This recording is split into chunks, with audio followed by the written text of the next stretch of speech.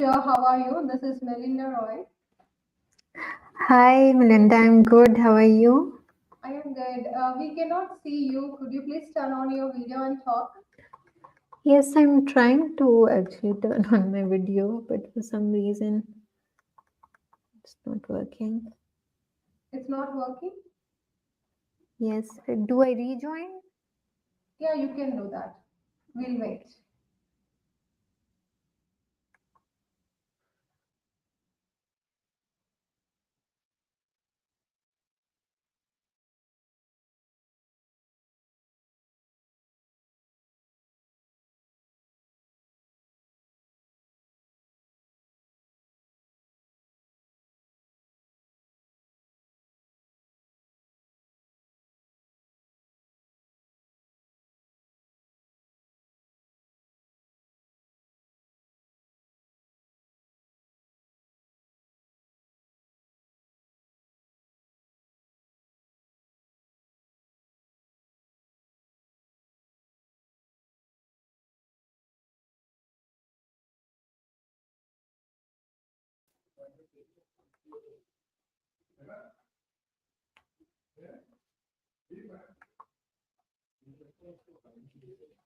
Hi, shall I continue, Melinda?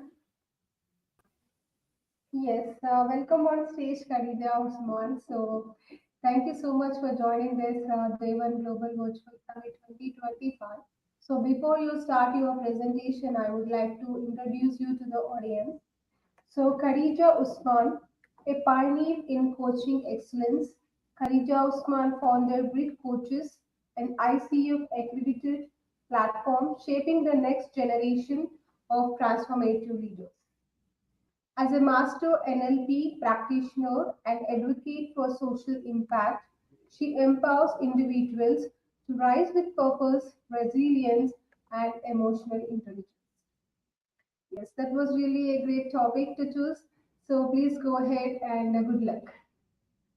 So, thank you so much, Melinda, and team Roshni, the WIN conference, for having me here today. And thank you and a warm welcome to all those who have tuned in to listen to me today. I hope to learn from all of you. I won't take too much time and jump directly into sharing the PPT. So,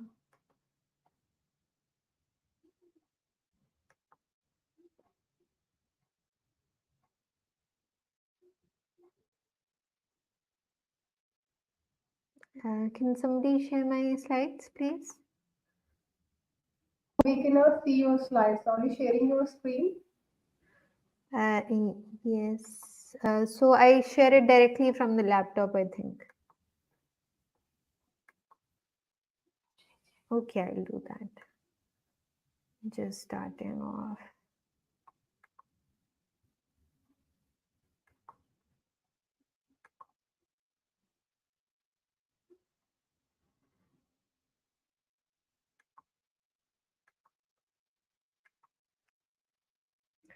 Yes, so the topic that I've Yes, we can chosen see. for today, can you see my screen? Yes.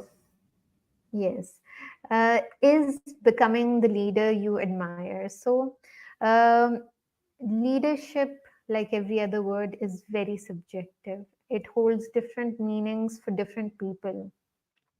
And for today's session, I will not be going much into the corporate leadership or all those theories, styles, and things we keep on hearing about.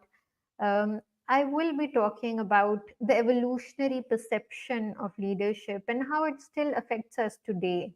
And then creating the shifts in identity to match our own definition of leadership, building our own inspirational leadership identity. And then I will leave you with some reflection towards the end. So, how did it all start from the very beginning? the huntsman, the strong, usually the male, was chosen to go and find food for the family, and then um, slowly it progressed from just the family to a tribe, and then to a much more larger geographical region like kingdom. um, and then the kings came about. um, and as we moved on and became more modernized, came the political leaders. And after that, with the Industrial Revolution, were the corporate leaders. Initially, the CEOs, the directors of the organizations, and then even those who were leading teams of their own. Then came impact leadership.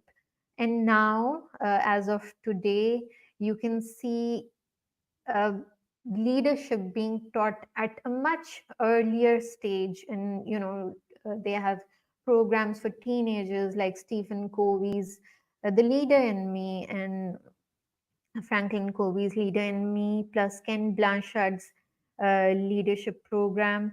So now, in today's reference, we realize that we need to learn to lead ourselves before we can even think of leading anyone else. So, this was the shift in leadership from survival, power, impact to self leadership.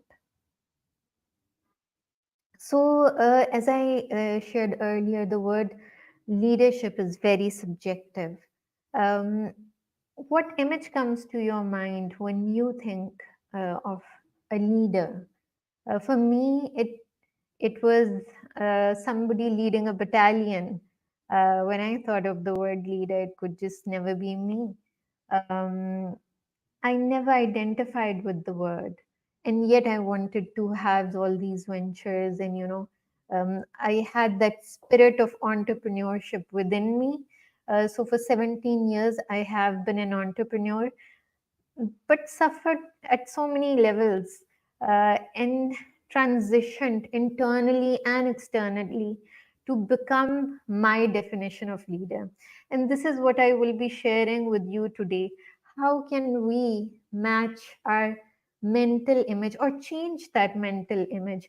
For me, it was not even the same gender. What I saw was a man and I'm a woman. So, how many of us see ourselves as the leader, truly believe that, and see ourselves, that mental picture, as the leader we admire, as the leader we aspire to be? An example is, I'd like to give the analogy of the butterfly. Um, it doesn't start flying from day one. It's not born a butterfly. It transitions into one. It evolves into one. And it's a painful process, and growth is always painful. It has to let go of its outer cocoon, the caterpillar, to become the butterfly. Although initially, when it's a caterpillar, it's restricted in its movement, it's on the ground, it does not know that it has in its DNA the capability to fly. So it was always there, it was just not aware of it. And it had to go through that painful process. It had to shed its old skin to become that version of itself, to become the butterfly that could fly. And so can we. We are limitless in our potential. And there is nothing that we can't do. All that is holding us back are our limiting beliefs, the thoughts and the lies that we tell ourselves. Yes, so creating the external shifts. Um, I'm a coach by profession. I'm a coach trainer. I train coaches too. So my job, I make a living out of asking questions, and I will pose these questions to you um, to reflect and ask yourself, uh, Am I actively developing to match the leadership role I want? Who are the mentors, peers, or leaders I engage with regularly? How visible am I in my professional or personal affair? So, I think Jim Rohn says that you are the sum average of the five people that you hang out with. And similarly, when you aspire to be maybe a leader of your own venture or leading in some capacity. So when I talk about leadership today, when I'm talking about it, I'm talking about it in a very holistic manner, because we're all leaders in some capacity, whether we are leading ourselves, our households, our families, our jobs. We are always leading in some capacity, and to become the best version of ourselves and to lead ourselves in the best possible way, we need to have this dialogue with ourselves. Who am I surrounding myself with? I know when I started off as an entrepreneur, and words matter and small things matter too. Um, so on social media, growing up, lots of us have had nicknames, and so I reached out to my friends and family, and um, s- like some people, I had a funny nickname, Kiki or something like that, and I told them that don't address me with that name on social media. When we're up close, address me however you wish, but not on social media, because I wanted to you know develop this identity around myself. There are a lot of people who connect with you on social media as well, who don't know you at the beginning, and you want to keep that certain image in front of them. They say fake it till you make it. I'm not a big fan of fake it till you make it, but yes, you need to shift your identity externally as well to become that version of yourself. One of those, leaders that you've dreamed of or that you've admired growing up.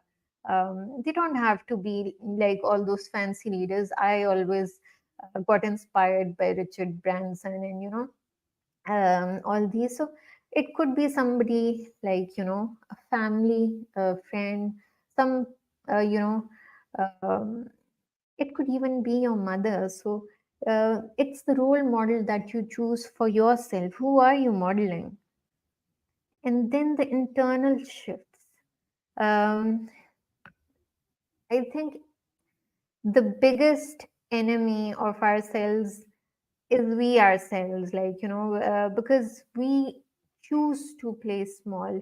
Leadership brings with it some responsibilities, and often leaders are seen uh, sometimes in a negative connotation, because when you're leading, you have that risk of being disliked, and we're all you know innately people pleasers. We don't want to be disapproved of, because it's against the very core, against the very essence of us.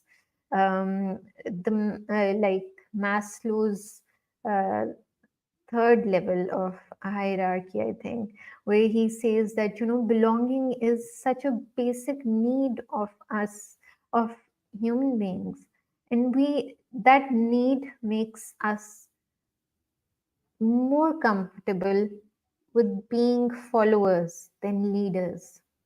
And we prefer to follow rather than having that critical eye on us when we are leading. um, and this is the fear of judgment that comes in, and the imposter syndrome is when your mental picture is just not matching um, your current role. Perhaps you could be um, like, for instance, I would give my own example. um, Sometimes I have events with hundreds of people on them, but I just can't identify myself as the leader, because my mental picture still has that guy who's leading the battalion. So we have to learn to shift that mental picture too. And for me personally as well, and we'll touch that further on. Um, coaching helped a lot, and these cognitive techniques, and we will talk about some more techniques further on. So creating these internal and external shifts are so instrumental in becoming the leader that we admire. So in the olden days, the enemy used to be an outer, like, an external enemy, maybe somebody who was ruling a country, a leader like that, or a king. They had their opponents were very clear. It was the other party. But as we've modernized and um, in today's world, we've realized that our biggest enemy is our own inner critic, our ego, the imposter syndrome, and how we let the judgments of others affect us. So, building your inspirational leadership identity, what does that entail? So, before we can become it, we need to visualize, we need to see ourselves as that person, see ourselves in that mental picture. It's us, it's not anybody else. Leadership is not tied to a role or a position. And our brains can't really tell the difference between reality and imagined experiences. So, even research says that athletes, Navy SEALs, they use visualization to enhance their performance and decision making. And feedback, how many of us are actually open to feedback, actually open to hearing something negative about ourselves? It doesn't have to be, maybe it's not said negatively, but we are so defensive by nature. We tend to not neutrally see feedback when it comes towards us, because in our hearts somewhere we believe that we what we're doing is right, and somehow we've grown up believing that others are wrong and we are the victims, and um, so so that's why we're very hesitant to actually act on that feedback. But people who are all those great leaders out there, they are open to that kind of feedback. Even mentors, coaches who challenge them, peers. Um, I like to give my own example. So I have always struggled with public speaking, and I have a friend and a coach, although they shouldn't be the same person. But anyhow, so I asked my coach that just give me the harshest possible feedback, because when you give me that feedback, I know exactly what I need to work on, and that's how I can truly improve. So people, the ones that you admire and see as those leaders, they're not just daring from the outset that they'll take the first step, but they're daring from within as well, because they're ready to take words that might not sit well with them initially, but they're able to see beyond that, see how they can actually improve on that, instead of um, taking it in a way that they're being put down. So and you always know the difference if somebody is posing criticism to put you down, and when it's well meant, so you always know that. So use that to use those feedback loops to work on your areas of development, and we all have them. And mastering your mindset.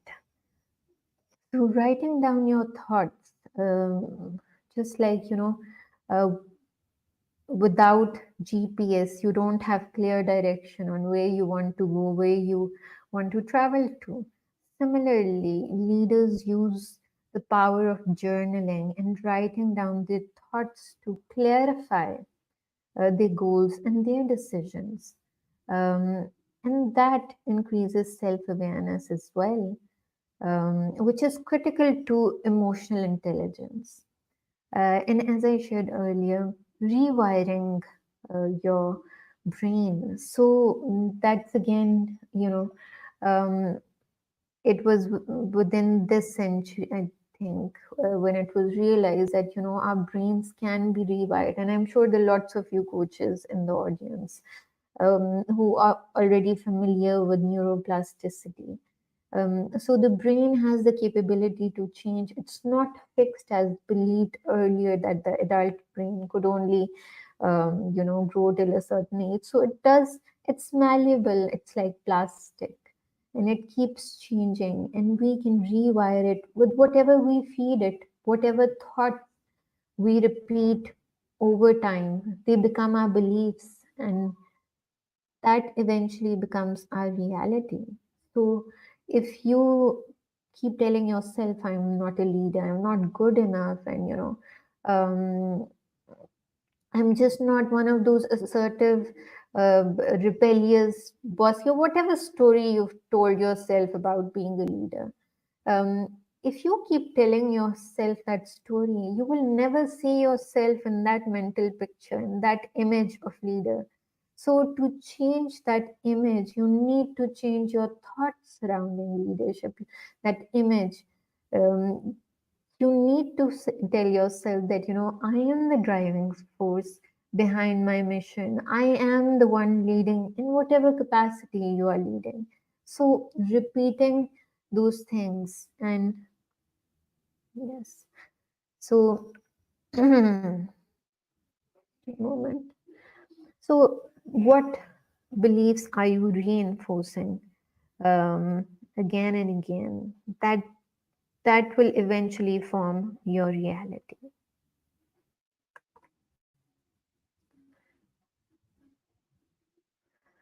So, emotional intelligence is another superpower of effective leaders, and this is not just me saying that. There's a lot of research, and those of you who have read Daniel Goleman, the father of emotional intelligence, they would know that um, being sensitive to what others are saying, how they feel, and being able to emotionally regulate yourself, not be defensive, not jump to conclusions, but separate yourself. Like there's a saying by Viktor Frankl that there is immense power in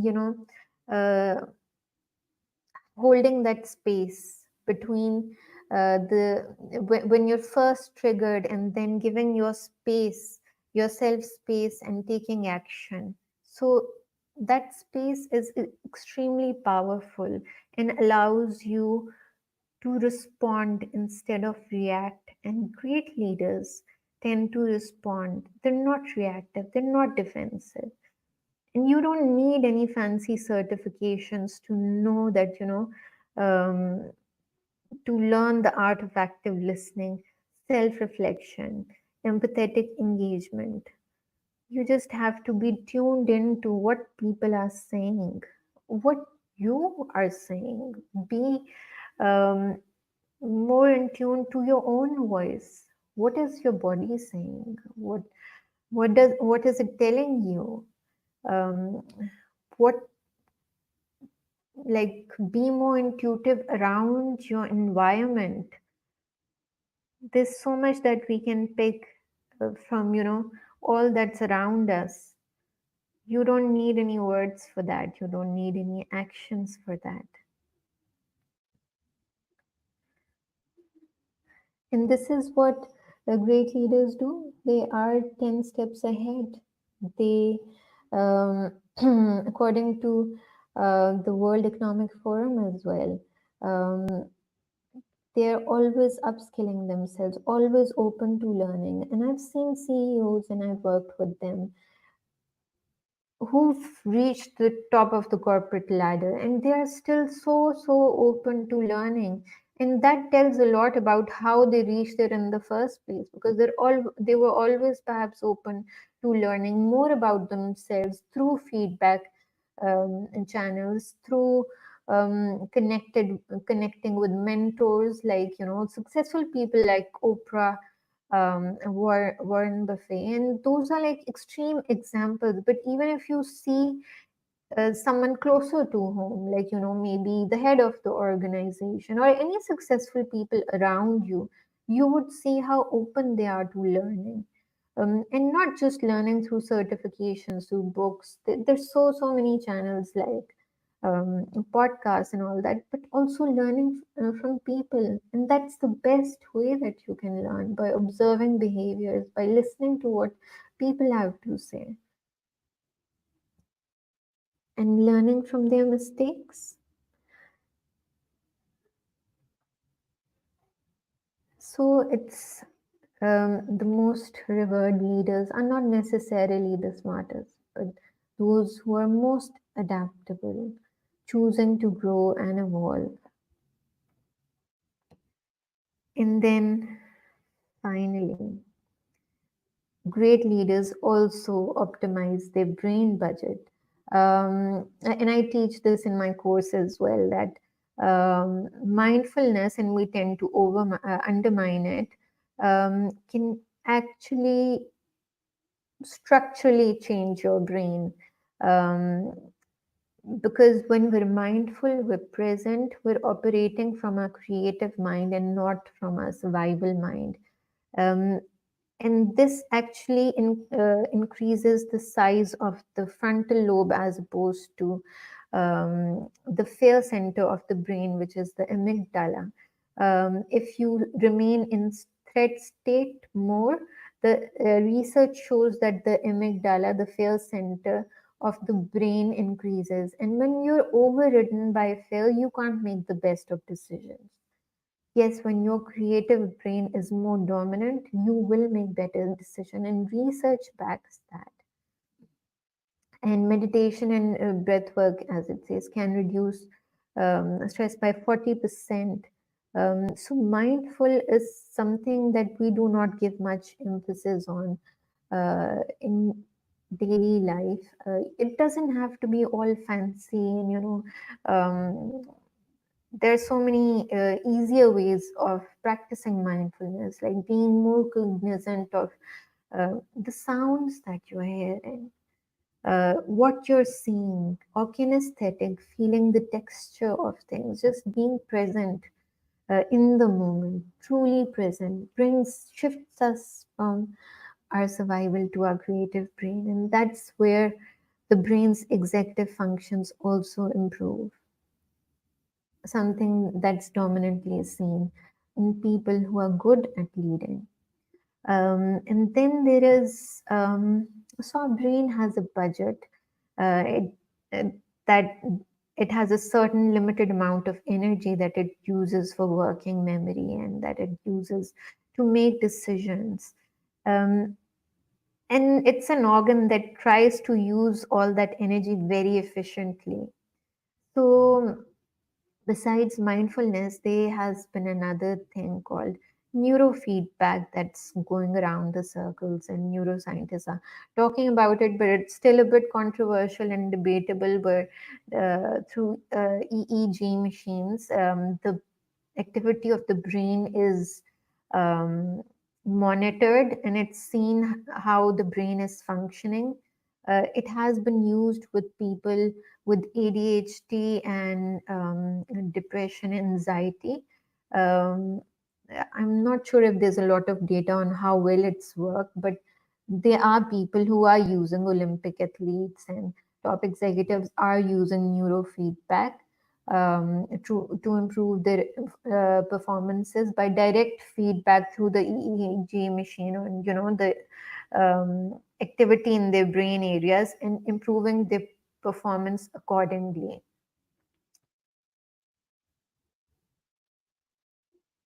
So finally, great leaders, and what makes great leaders is genuine care. Um, into words. It's not about, um, you know, the power, authority, or position. It's about the ability to support, elevate those around you. So, leading with love, leading with trust, and leading with care is at the heart of effective leadership. Um, Leaders are not just formed, leadership is a habit. We can evolve into that version of ourselves. Um, and it is a choice for us and those who choose to follow us. So, as a parting thought, I would like to leave you with, what is the one thing you will do today to bridge the gap between the leader you admire and the leader you are becoming? Hope I have been on time, and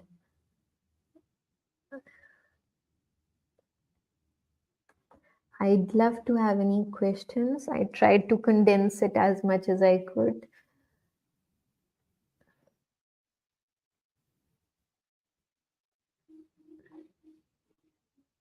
Hi, Melinda. Can I see questions? Or I think I've gone over time.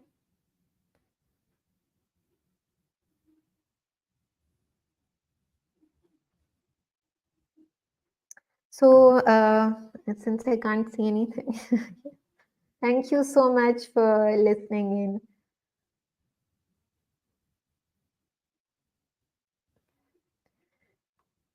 in. I can't see any chat. So I would like to appreciate all of you for listening, and I'd love to tune in and listen to the other speakers. I'm sure there are a lot of insights that are awaiting. Okay. Thank you so much, Karija, for the great presentation today for the Day 1 Global Virtual Summit 2025. So we do have a question from our audience. So here is the question.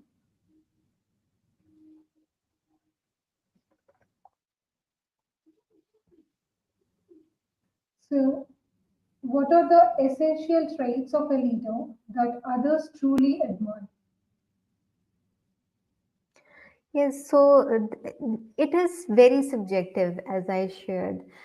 Different people will admire different kinds of leaders, but all of them have some commonalities like genuine care, um, and uh, lifelong learning. As I shared, they're very proactive, and they, in essence, if I can put it in one sentence, they are the kind of people who say that, uh, life is not happening to me, I create my reality.